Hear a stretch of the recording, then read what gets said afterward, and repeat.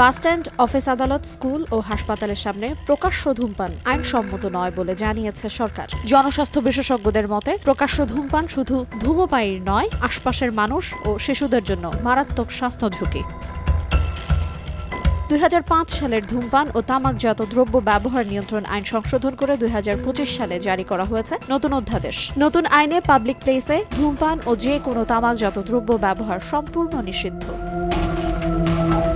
Public প্লেসের সংজ্ঞায় অন্তর্ভুক্ত করা হয়েছে শিক্ষা প্রতিষ্ঠান, হাসপাতাল, আদালত, bus terminal, shopping mall, hotel, restaurant ও ভবন সংলগ্ন সব উন্মুক্ত এলাকা। শিক্ষা প্রতিষ্ঠান, হাসপাতাল ও শিশু পার্কের 100 মিটারের মধ্যে তামাকজাত দ্রব্য বিক্রিও নিষিদ্ধ।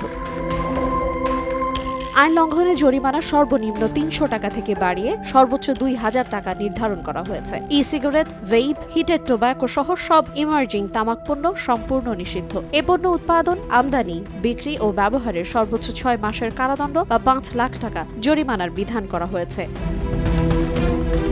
তামাকজাত দ্রব্যের সব ধরনের বিজ্ঞাপন, অনলাইন প্রচার ও স্পন্সরশিপ নিষিদ্ধ। প্যাকেটে অন্তত 75% জায়গা জুড়ে রঙিন স্বাস্থ্য সতর্ক বার্তা বাধ্যতামূলক করা হয়েছে। সরকার বলছে, জনস্বাস্থ্য সুরক্ষায় আইন কঠোরভাবে বাস্তবায়ন করা হবে।